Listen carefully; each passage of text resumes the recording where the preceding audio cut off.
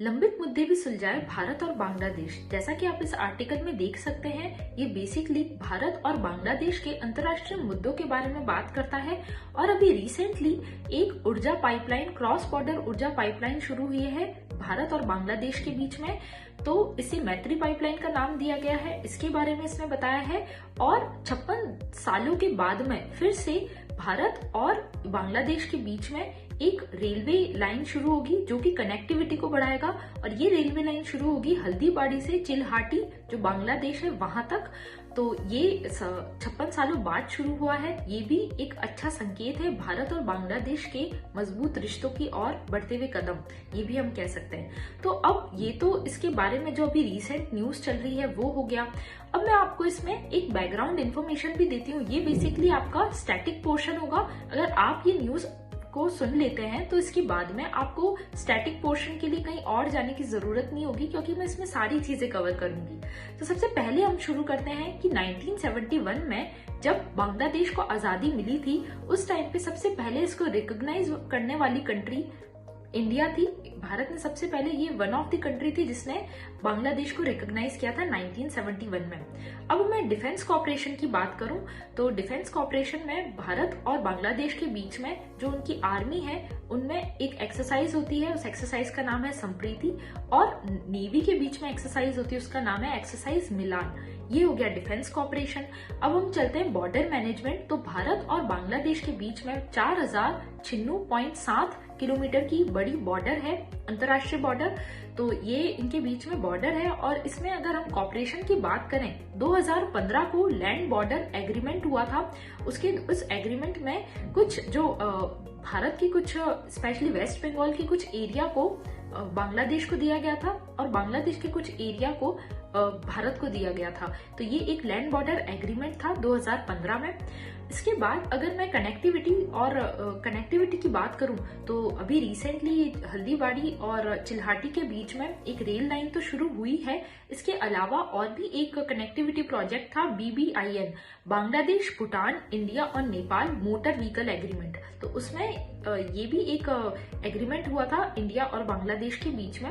इसमें 2 और कंट्रीज भी शामिल थी, भूटान और नेपाल।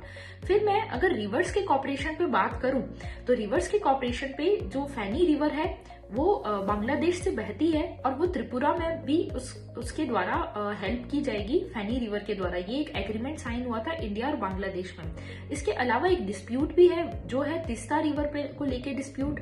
फिर 1996 में गंगा जो नदी है उसको लेके संधि हुई थी कि उस संधि के द्वारा भारत और बांग्लादेश में गंगा नदी का जल शेयर होता है। ये हो गया कॉपरेशन। इसके अलावा 54 रिवर्स है जो भारत और बांग्लादेश के बीच में बहती है। एक एग्रीमेंट भी हुआ था, वो था जॉइंट बायलैटरल रिवर कमीशन। ये एक कमीशन है जिसका फॉर्मेशन हुआ था 1972 में।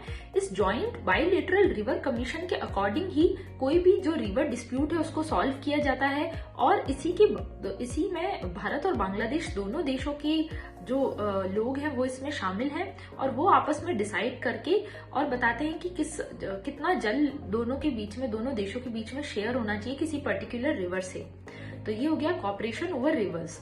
आपने कनेक्टिविटी देख लिया, कॉपरेशन ओवर रिवर देख लिया, डिफेंस सेक्टर में देख लिया कॉपरेशन।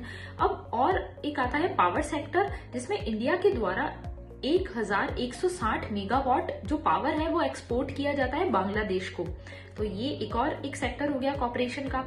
अब और है, हम इकोनॉमिक सेक्टर में देखें तो बांग्लादेश इंडिया का लार्जेस्ट ट्रेड पार्टनर है साउथ एशिया में। तो ये एक इम्पॉर्टेंट फैक्ट हो गया। और अगर मैं 2020-21 की बात करूं तो इंडिया के द्वारा बांग्लादेश को जो एक्सपोर्ट किया गया था वो $9.21 बिलियन का था और इंपोर्ट किया गया था 1.22 बिलियन। तो ओवरऑल हम देखें तो हमें इससे फायदा होता है क्योंकि हमारा एक्सपोर्ट जो है वो इंपोर्ट से ज्यादा है। तो इंडिया को ओवरऑल इससे काफी फायदा होता है। इसके अलावा इंडिया ने नेबरहुड फर्स्ट पॉलिसी अपना रखी है और इसी डायरेक्शन में एक साफ्टा एग्रीमेंट है, south Asia free trade agreement. तो ये वाला जो एग्रीमेंट है वो भी 2011 में इंडिया ने बांग्लादेश के साथ में इसकी संधि कर रखी है। साफ्टा 2011 में इसकी संधि बांग्लादेश के साथ में इंडिया ने कर रखी है। तो ये कुछ जो इम्पोर्टेंट एरियाज है जहाँ पे ये दोनों कनेक्टेड है वो हो गया। इसके अलावा मल्टीलेटरल फोरम, अगर मैं इंटरनेशनल मल्टीलेटरल फोरम्स की बात करूं तो वहां पे बांग्लादेश हमेशा इंडिया को सपोर्ट करता है कि उसको यूएनएससी जो सिक्योरिटी काउंसिल है, यूनाइटेड नेशन सिक्योरिटी काउंसिल, उसमें इंडिया को परमानेंट मेंबरशिप मिले, इसके लिए बांग्लादेश हमेशा इंडिया को सपोर्ट करता है। फिर इसके अलावा और इसमें ये है कि जो सार्क हो गया, बिमस्टेक हो गया, इन दोनों के भी पार्टनर्स इंडिया और बांग्लादेश दोनों हैं। तो इससे हम देख सकते हैं कि ओवरऑल इंडिया और बांग्लादेश के रिलेशंस काफी अच्छे हैं और रिसेंटली 7 एग्रीमेंट और 3 प्रोजेक्ट्स पे भी दोनों में समझौता हुआ है। तो ये एक अच्छी दिशा में काम हो रहा है। इसके अलावा अगर हम देखें कि इसमें और प्रायोरिटी एरियाज क्या क्या हो सकते हैं, तो इंडिया और बांग्लादेश और अपने रिश्तों को मधुर कर सकता है, जैसे कि ब्लू इकोनॉमी पे काम करके और जो माइग्रेंट इश्यूज है उसको रिजॉल्व करके, स्पेशली जो रोहिंग्याज है वो एक इम्पॉर्टेंट इशू है जिसको जल्दी से जल्दी रिजॉल्व कर देना चाहिए।